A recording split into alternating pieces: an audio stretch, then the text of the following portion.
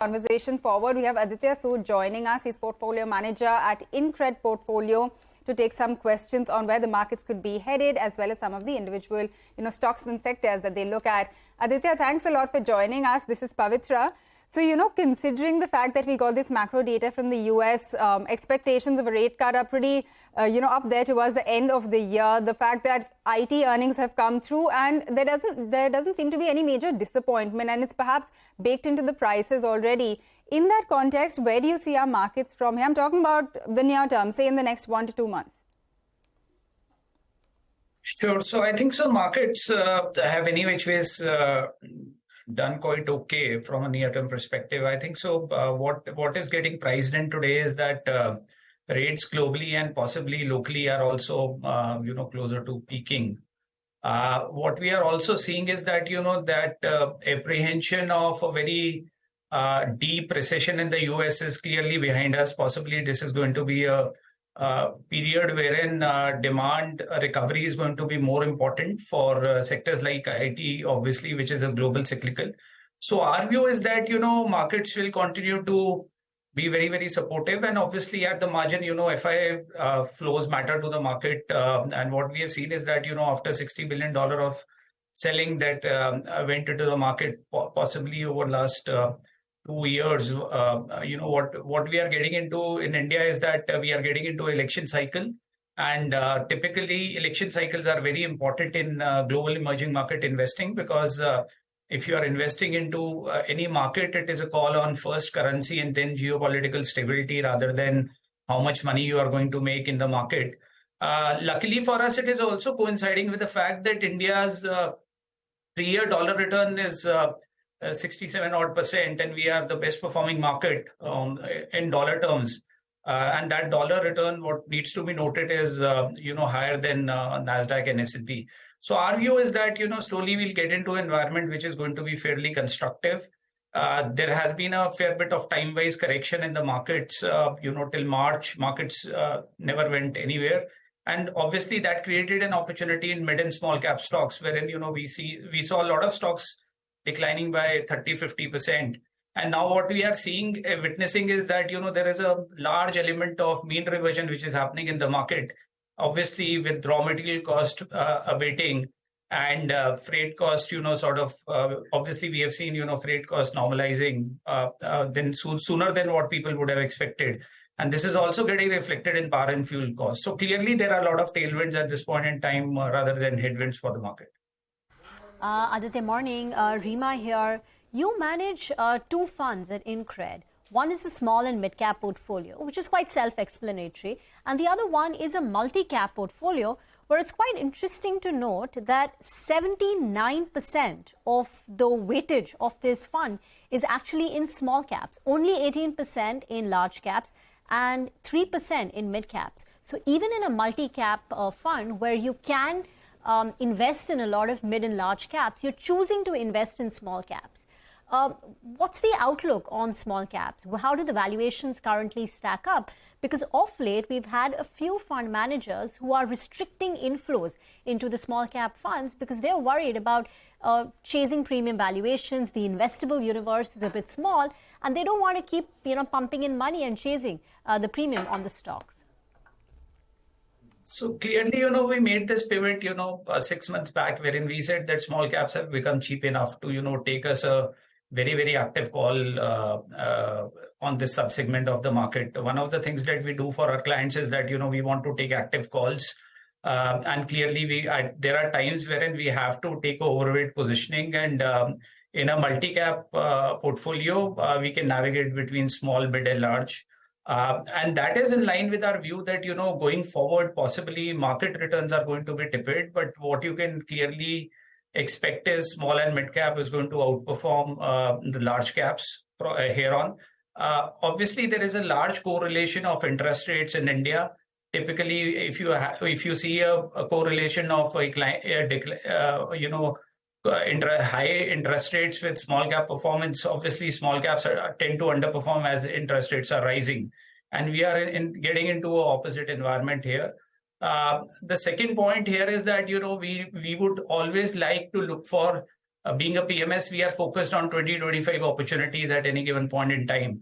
So that leads us to believe that, we will focus more on sizing in the specific names that we want to own. So if you look at our portfolios are fairly concentrated. Top 7-8 stocks could be, easily 50% of a PMS portfolio.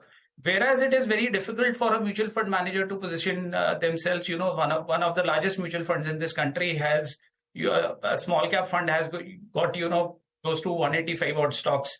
So I can clearly understand the dilemma of a mutual fund manager, because what we have seen is that disproportionate flows have gone into this category over last 3 months period. So, but that also creates an opportunity for boutique PMSs or a PMS like us, wherein we can do careful stock picking. So if you look at our portfolios, for example, what you'll find is that 2/3 of our portfolio roughly is a mean reversion sort of a story, wherein we see a lot of value in companies which are essentially mean reverting. And 1/3 of our portfolio is making a higher high as I speak to you today. So it is clearly dependent upon the sizing of the product and how we look at opportunities incrementally. The portfolio does look very, very interesting, Aditya. I mean, I'm looking at the multi-cap holdings and they're flashing on the screen as well. Intellect Design Arena from the IT space, the Tejas Networks, where you're playing probably the whole networking piece of it. There are a lot of mid-sized companies actually which are B2B in terms of some sort of the industrial cycle. So whether it's Agarshi Motors or there's BEML, there is Huhtamaki India, which is in packaging. Interesting choice of companies as well. So Aditya, I don't know if you can give us some more specifics on some of these mid-caps that you've picked up. But I mean, going forward from here, what is going to be the central thesis for you? Would you look at B2B manufacturing players? Would you look at B2C as well, considering you seem to have a positive view on consumer discretionary? What's going to be the overarching sort of buy theme from here on? So I think one theme that is very clear in small cap investing today is the TAM of some of the companies is expanding at a very, very rapid pace. For example, if you look at Tejas, since the time, there was a change in ownership in this company, we have seen a 6-fold increase in the order book. And thanks to the BSNL order possibly, which has led to, this kind of a re-rating in the stock. But the TAM is expanding at a very rapid pace. Secondly, what is also happening is that, the competitive intensity is easing because you had Chinese players, obviously BSNL is going to be 4G implementation for Tejas is going to be a real example of Make in India. If you look at this company in terms of technical capabilities, I think I have not stumbled upon a small cap which has 450 patents registered to its name. So clearly, this is an example of a very deep-moated company. So this is the TAM story. I think this is also playing out in traditional sectors like Bharat Earth Movers, wherein we have seen a very large opportunity in defense. We see a very large opportunity, obviously, in Vande Bharat, Metro, so on and so forth.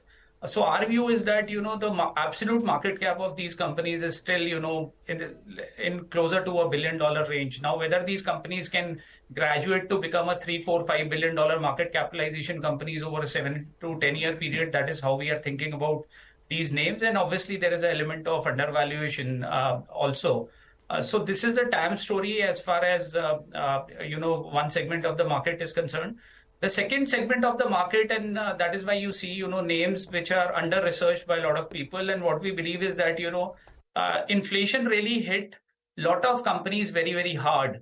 And, for example, if you look at Huhtamaki or Agarshi, the play there is going to be mean reversion to profitability, possibly what they reported in calendar financial year 2017, right? So I'm talking about, in 23, I'm still talking about numbers getting revisited, what they reported in the past in 2017. One thing that I would like to point out is that, most of these companies are small, but they are market leaders in their sub-segments. The balance sheets are is possibly zero debt or closer to, and some of these companies also have net cash.